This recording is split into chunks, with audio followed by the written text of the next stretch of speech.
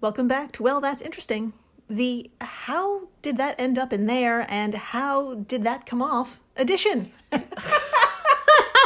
I mean, story of my couch. Story of my couch. Story of my couch. There's so much stuff in there and I feel like I never look. I'm positive it's full of like coins, whatever those are. And like fancy popcorn and like iPads. Right, dreams.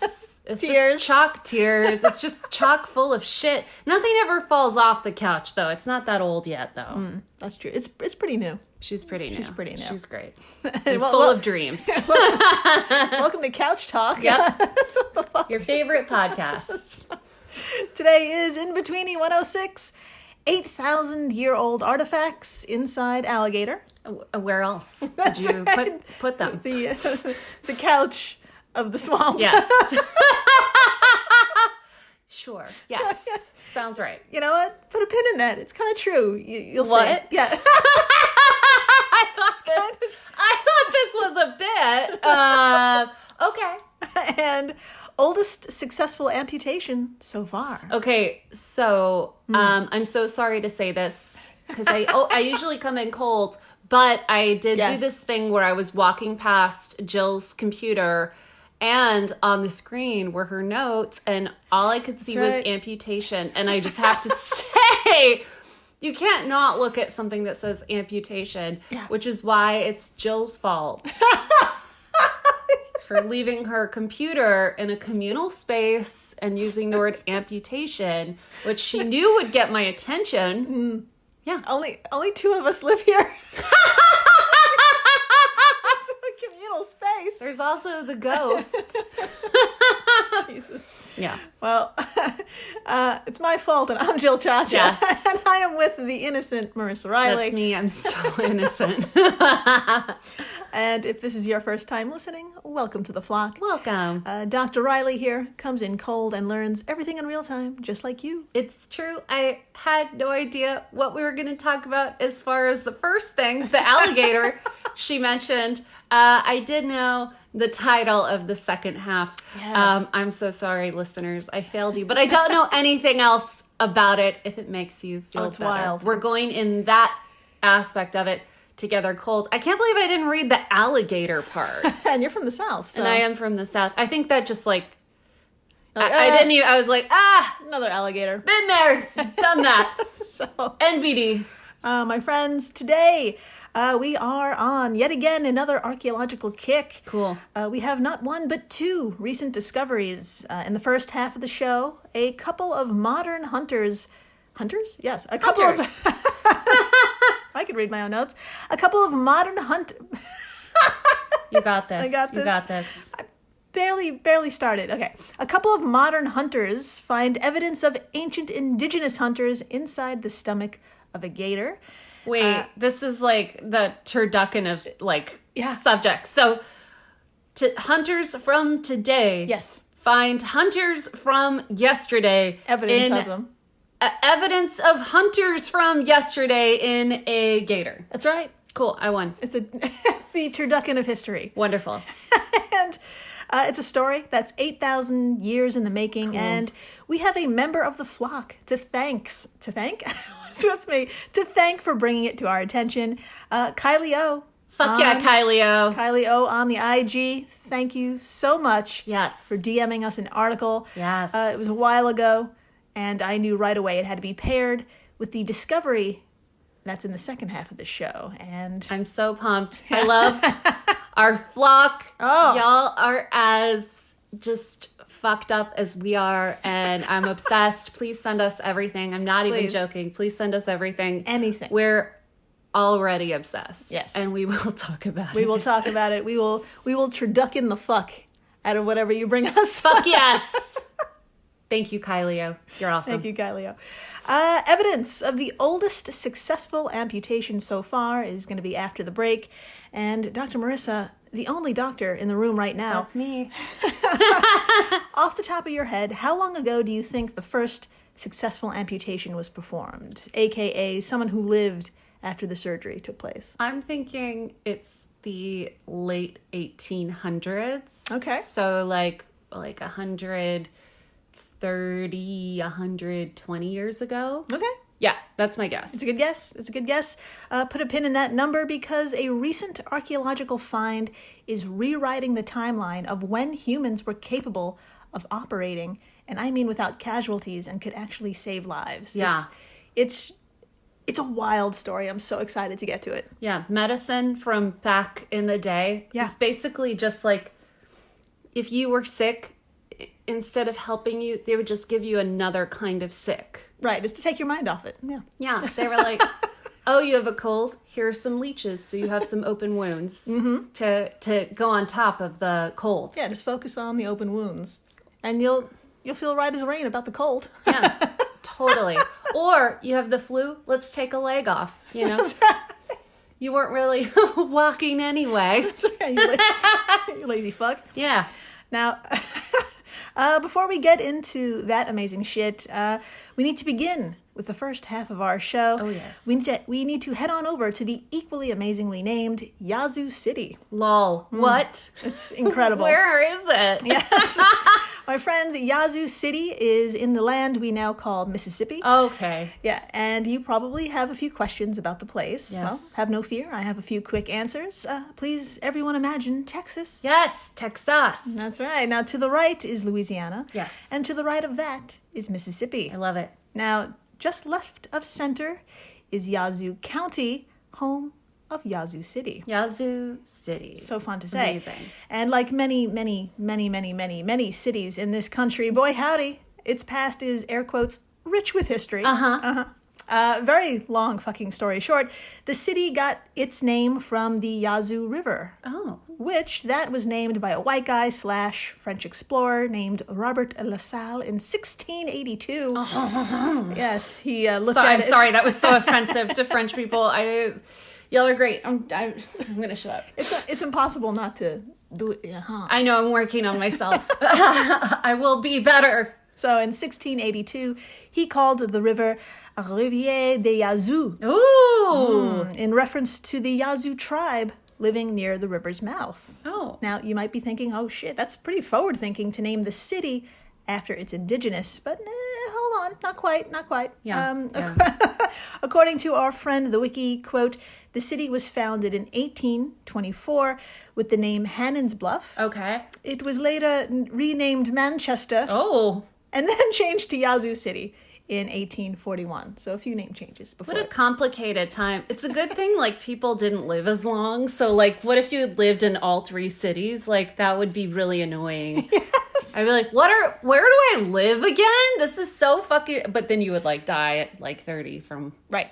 Exactly. Drinking water or something. and that takes care of that. Easy. That's takes care of that. Yeah.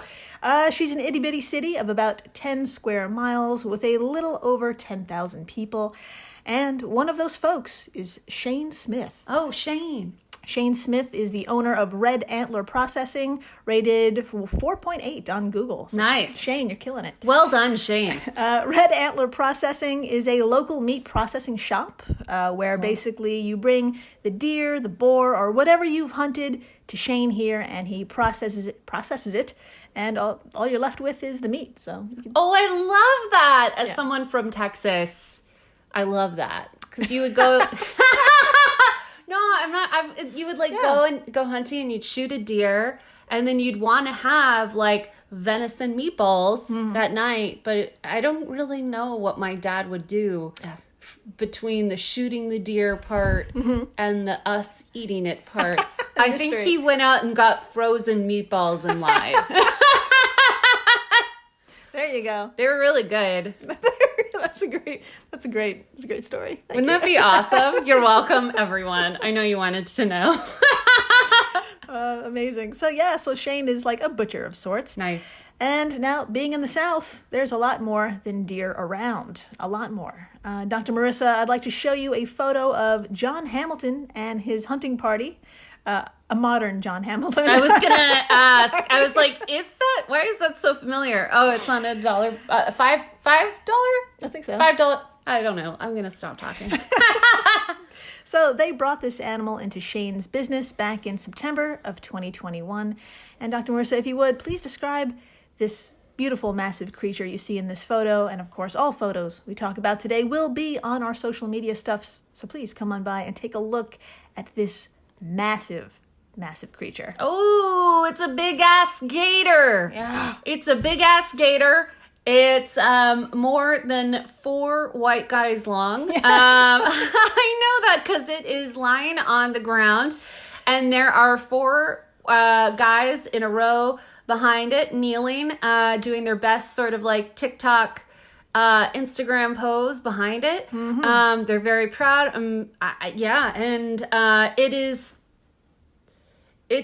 It's really big. I don't know what else. It has a tail.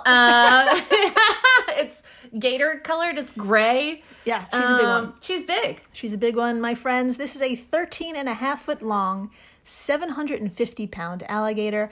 And hold on to your butts. Yeah, that's 750 That's a lot pounds. of alligator. Wow. Just massive. And it was estimated to have been somewhere between 80 and 100 years old. Oh my God. Yeah, and it died at the hands of someone named John Hamilton in the South. So you can't make this up. That's I digress. I can't wait for the musical. Yes. Let's do it. Hamilton 2.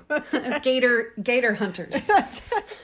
No one wants that. Okay. No wants So now, when Shane was tinkering around in the stomach area, as you can imagine, there was a number of items inside, like bones, hair, feathers, stones, all the stuff you'd expect. Right. Except 2 of the contents really stood out and left Shane curious. Oh my God, I'm so excited. Yeah, Dr. Marissa, according to Marco Margaritov of alligators.com, what the fuck happened next? Oh my God. Okay. Do you like how I cut you off before you could finish? I don't know what it's going to be. Okay. Quote, Smith carefully collected these objects and photographed them for a Facebook post, which caught the attention of James Starnes as director of surface geology and surface mapping for Mississippi's Department of Environmental Quality. It's a long title. God. Continuing the quote, he quickly identified the items as hunting tools that could date back as far as 6,000 BC, end quote. Some old stuff. I thought it was going to be like a toaster. Yeah, my friends, thanks to James's sharp eye and his previous research on Native American artifacts found in the Mississippi Delta, he was like, oh shit, these 2 objects are like 8,000 years old. Wow, yeah. That's amazing. I know. So let's start with the one that looked like a broken arrowhead. Okay. But it wasn't an arrowhead. Okay. It was just way too fucking old. Nay, this was the point belonging to a weapon much fucking older than a bow and arrow. We're talking about an atlatl. Oh my God, the atlatl! That's right. I love the atlatl. Yes. I can't really remember what it is, but I love it. I know there's that old man who makes them. Yes. Refer to our episode. You'll probably mention That's exactly right. Yeah, if this sounds familiar, we talked about atlatls way back in episode 091. Some newly discovered ancient weapons. Fun. That was the name of the title. An awesome episode. I highly recommend it. So fun. The guy who makes them is just like a joy. He's a gem. He's a goddamn gem. Here's a quick recap of that episode if you haven't had a listen. Basically, in the 1970s, 7,000 artifacts were uncovered in Partee, an area... Seriously, Partee. Oh, God.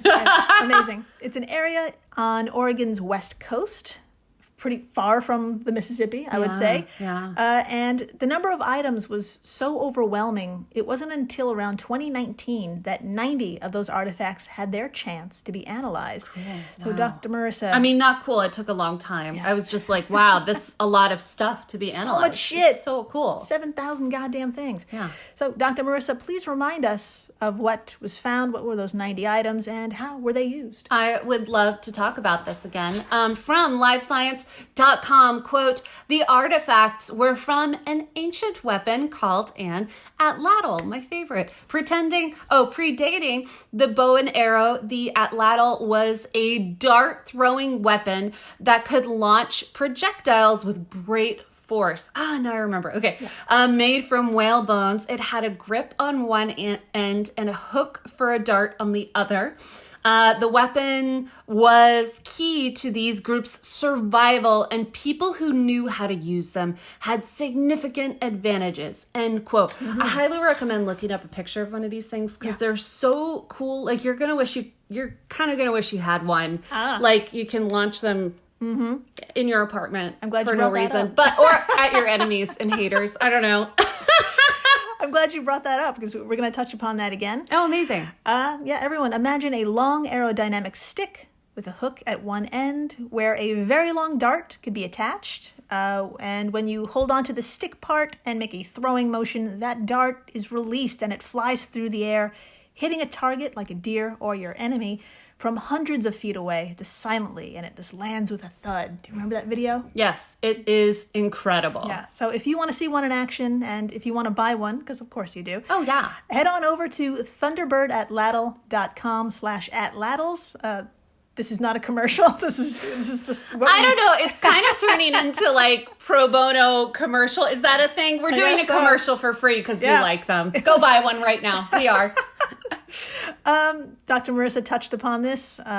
There you could watch a very soft-spoken man named Bob Berg demonstrate his Catatonk atlatl. Yes. And he makes them, he sells them. It's a fucking impressive fucking weapon. It's really cool. Yeah. You're going to really love it and wish you... Like, I think they would be a lot funner to have them there's this whole thing about like women and pepper spray and being nervous all the time. But like, it would be a true story. It's a true story. I would much rather be like walking home. I always feel safe in New York, but be walking home with an atlatl because my God, it's badass. If you pull one of those out of your bag, it doesn't matter like who's coming towards you. They're going to like turn their head and be like, what is that? Can we talk about it? And you're going to be like, no. And you're right between the eyes. And then you're safe. Yeah. And then you're safe. You have killed a person, but. And then you go home. Yeah. Don't tell anyone. So, I'll have a photo of Ben on our social media stuffs too. So you can take a look at an atlatl there as well. And honestly, I don't want to give away the big discovery in episode 091. Let's just say some of those atlatl parts were extra tiny for tiny hands to use. Children assassins. Yes. So the point here, my friends, no pun intended, is that a part of this hunting weapon used 8,000 years ago was found in the belly of a gator last year in Mississippi. Crazy. A testament to how important and widespread the atlatl was because, I mean, we're talking everywhere from the Pacific Northwest to the Deep South. Dude, that is like really far. Very, very far, very different places. I just made like a diagonal motion across an invisible like United States. It's a everyone had them, you guys. They were so cool. That's right. So now, Dr. Marissa, I have a photo of the broken atlatl point alongside the second object we're going to talk about. And if you would, please describe that second object. I'll point it out for you. Okay. Hold on here. Okay. So this thing on top is the broken point, and this is that second object. Oh my God. Am I supposed to guess? Is it, can I ask a question? Yeah. Is it a weapon? We don't know. Oh. I'll get into that. It reminds me of, do you know what an ocarina is? No. Okay, so Legend of Zelda fans out there, I see you, you see me.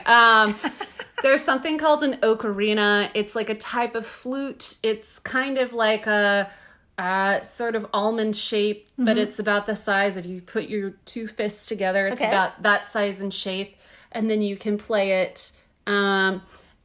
That's not what this is, I'm guessing. I just made this about Zelda. It could be, because we don't know what it is yet, so who knows? So this thing is like kind of an oval-shaped black rock-looking material, and it's got two holes in the top. Yeah. I don't know what it is, but above it you can see half of the not sharp part of an arrowhead-looking thing. In this case, it's for an atlatl. There you go. So, and it's brown. So there you go. There you go, my friends.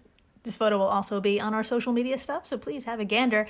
This second object is a beautiful tear-shaped object, I'd say. Yeah. It's a black metallic object with two holes on one far end. And It's what researchers are now calling a plummet. Oh. And good news, we have no idea what it's for exactly. Yeah. So, some believe it was used to weigh down fishing lines, but unfortunately the holes don't go all the way through. Oh, wouldn't it be funny if I figured out what it was? Maybe it's... For real? I don't think it's an ocarina. But wouldn't it be funny if I was like, this is a toaster, and I was right? And someone listened to this and they were like, oh my God, she's right. And then they stole my idea. Don't even think about it. That's right. So, we'll unpack that later. Okay, so we have a mystery on our hands, but we do know some damn amazing things about it. Dr. Marissa, please tell everyone what the fuck I'm talking about here. I would absolutely love to. Okay, from allthat'sinteresting.com, quote, Starnes was able to date that item to the late Archaic period at about 1700 BC. Jesus. So, wow. Surprisingly, it also isn't made of material native to Mississippi. What? Starnes explained that it is hematite. Hematite, I got it right the first time. It's hematite material, an iron oxide alloy traded between early indigenous groups and might have come from as far as the Great Lakes. I don't know why my voice got really low for that. He described the rock as exotic and believes that using such an ornate type of material for something as rudimentary as fishing appeared unlikely, end quote. There you go. Maybe it's some fucking jewelry. There you go. Maybe it went in your ear. I thought you were going to say something totally different. Oh. I mean, maybe it went in your ear. Or another place. In the rear. Yeah. But think about it, everyone. Go take a look. See if that looks good to you. So, is it decorative? Is it functional? Is it both? We don't know yet, but in time, we may. Yeah. This beautiful, hungry alligator revealed to us there's history literally everywhere, all around us, and sometimes inside living things too. Of course. It's duh. It's just, I know it's a weird way to end this segment, but honestly, that's what this show is about. Yeah. Look inside yourself and others for artifacts. That's right. Don't forget it.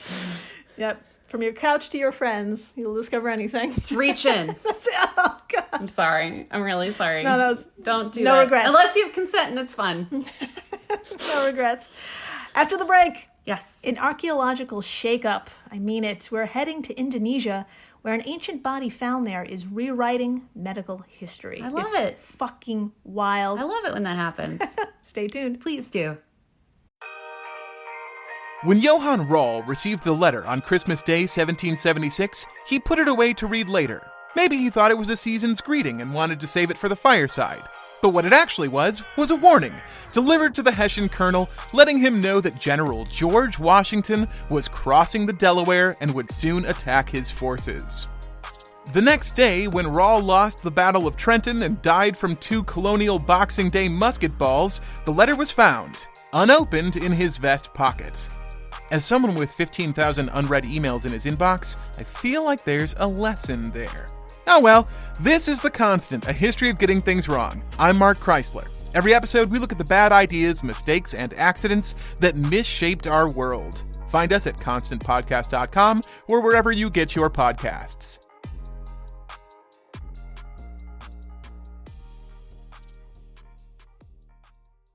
Hello, everyone. You may recognize me as Gabby from the History of Everything podcast. And my name is Brenna, and you don't recognize me from anything yet. Together, we're 2 scientists who explore all of the weird little questions and conspiracies of the universe in our new podcast, Mystery of Everything. Everything has an explanation. We hope. That is what we're here to figure out.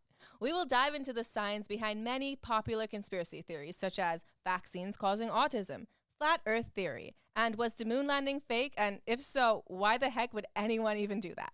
But it's not just conspiracies. There's a lot of cool mysteries that we will attempt to use science to explain, such as near-death experiences, what made the Vikings go berserk, and can I control my co-host with MK Ultra? Wait, what? Anyway, make sure to check out the Mischief Everything podcast everywhere where you find your podcasts. Hey everyone, Jill Chacha here from Well, That's Interesting, and I am absolutely thrilled to tell you about Spotify for podcasters. I use it, I love it, and it all started by downloading the free Spotify for Podcasters app, which has all the tools you need in one place to record and edit your masterpiece of a podcast. Spotify for Podcasters also distributes your show to all major platforms. So when you hit publish, your episodes will stream not only on Spotify, but I'm talking about the Apples, the Googles, Stitcher, Good Pods, the other ones. You get the idea. And you can monetize your podcast with no minimum listenership required. You could also set up monthly subscriptions and record ads just like this one. So what are you waiting for? Download Spotify for Podcasters today and start changing the world. Oh, and please, stay interesting.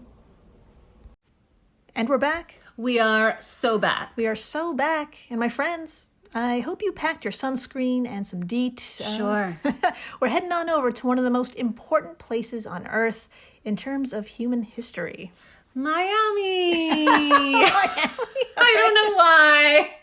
You said sunscreen, and I was like, Florida. I don't know. The second most the second most important place on Earth. We're standing within the Liang Tibo limestone caves in East Kalimantan, an Indonesian province on the island of Borneo. That place! Right. What the hell did I just say? Where in the world is all of this? Don't worry, I've got you. Everyone, imagine Australia. You got it. All right, now point to it. Okay. Now move your finger north a few inches. Okay. Now west. And congratulations, you've made it to the Republic of Indonesia. Yay. That's right. Made up of a wee 17,000 islands or so. One of the largest is Borneo, and we find ourselves in the eastern section of the island, home to those limestone caves. Gorgeous. Now, they've made the news many times before, because you see, my friends, inside the caves, on the walls specifically, is some of the world's oldest cave art. Oh, I love it. Depicting both animals and humans. So, Dr. Marissa, please tell us, how far back do these paintings go? Oh my God, I would love to talk about it. All right. Quote, after uranium... You got it? I got this. Deep breath. Okay, after uranium dating several... I got this. Okay. Here we go. After uranium dating several calcium carbonate samples taken from the paintings, researchers concluded that rock art developed in Borneo about 52,000 to 40,000 years ago. End quote. There you go. 52,000 to 40,000 years ago. That is a billion years ago. That's right. That is a long time ago. Yeah. And it's old as fuck. And good news, everyone. These caves have just revealed even more. Ooh. Hold on to your butts and your feet, and you'll see why in a minute. Okay. Back in the clusterfuck of 2020, a team of Indonesian and Australian archaeologists got the right idea and went back into these caves. Instead of looking up, they dug in the dirt to see what could be found. Nice. And holy shit, here we go.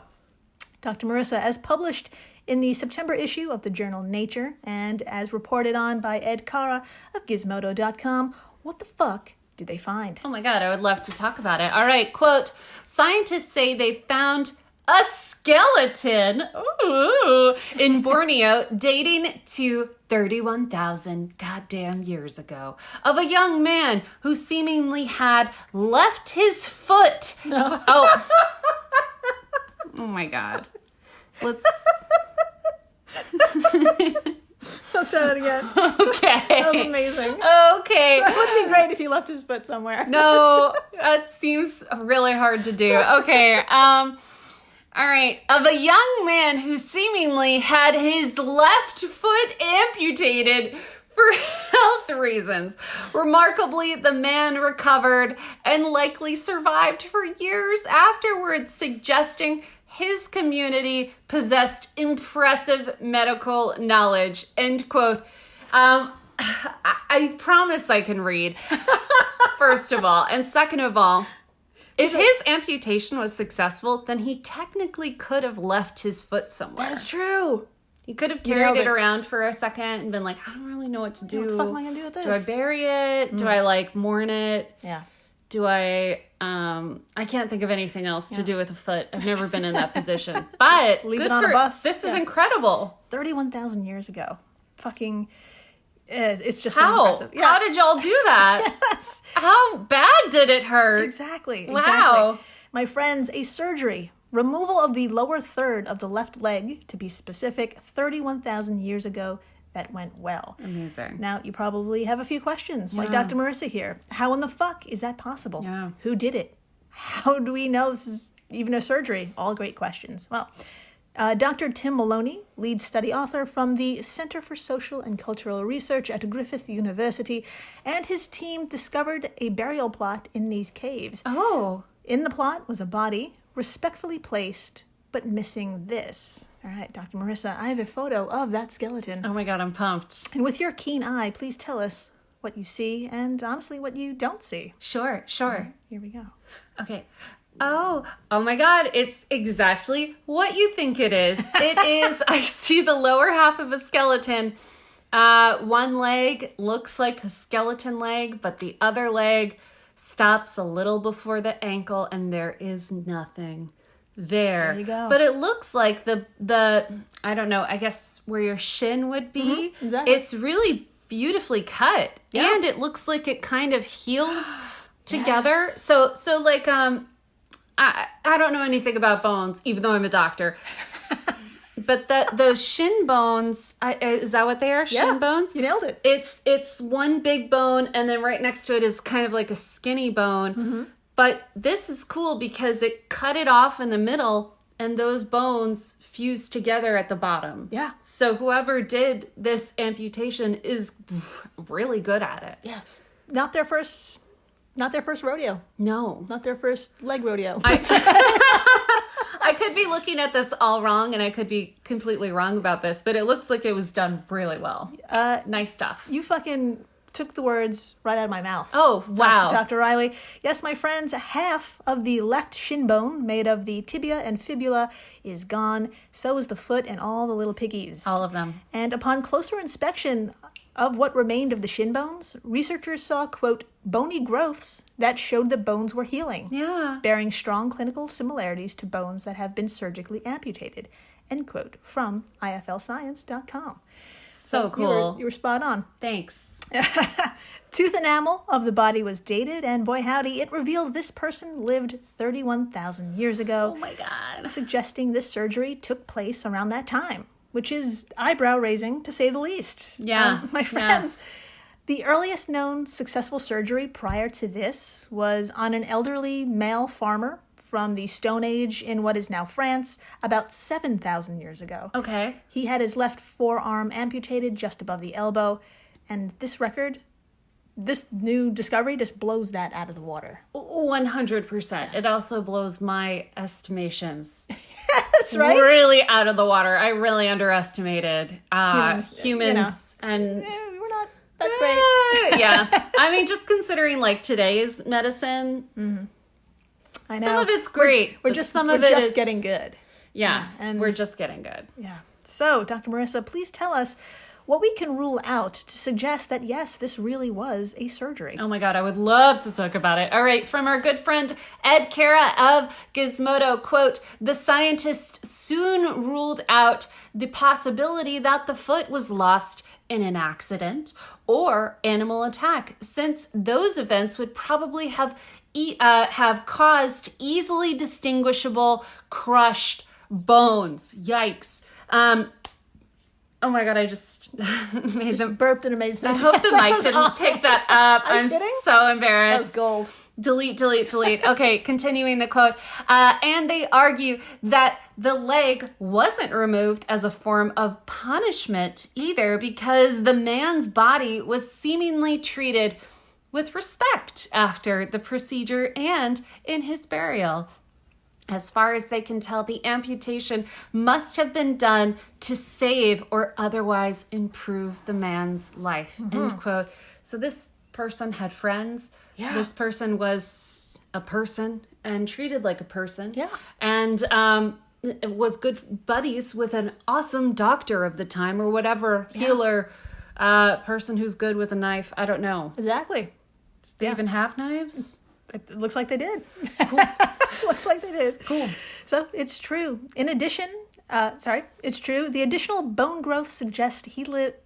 Now it's my turn. It's contagious. We got this. We can talk and read. The additional bone growth suggests he lived 6 to 9 years after the surgery. Oh my God. And yeah, this has a shitload of implications. And Tom Hale of IFL said it best. It shows that this hunter-gatherer society possessed detailed knowledge of limb structure, muscles, and blood vessels to prevent fatal blood loss and infection. Yeah. It also implies that these prehistoric peoples used antiseptic and antimicrobial agents to control potential infections, and did so with great success. End quote. I totally forgot about the whole infection aspect of it all. Like half the time in movies when I see someone gets a cut like in the wild, I'm well, they're dead. Yep. They're fully dead. Yep. But I forget that people are people and always have been, and some are really smart. There you go. And know what to do. Thinking ahead. Yeah. Yeah. So for context here, my friends, Western society didn't develop holy shit. We for got context, this. Western societies didn't develop reliable antiseptics until the 19th century. Oh my God. The 1800s, like you said. Like I said. Yeah. Yeah. So how did they do it?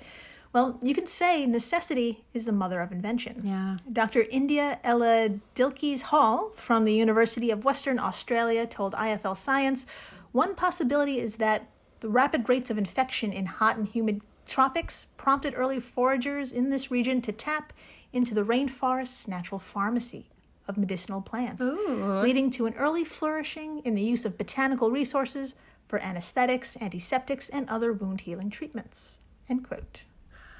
I love that. Yeah.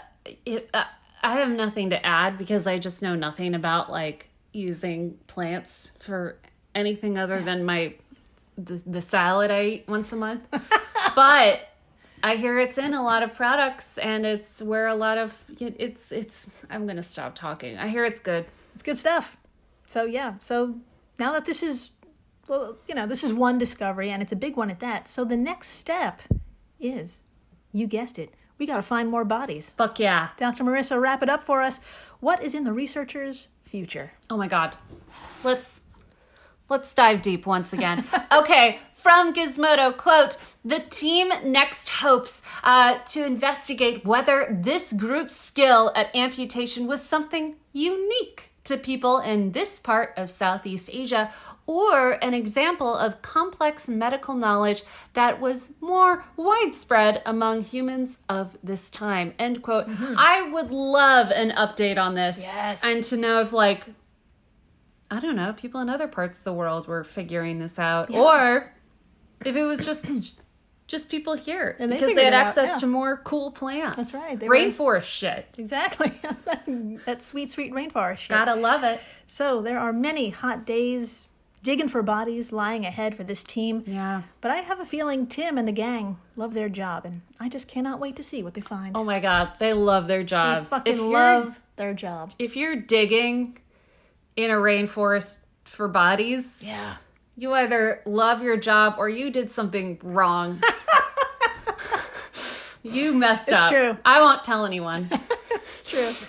There's no in between. Yeah. And thank you for listening, rating, subscribing, telling your friends about just all these dead people. Yeah, there's a lot of dead people in the world. So many dead people. We need to talk about them.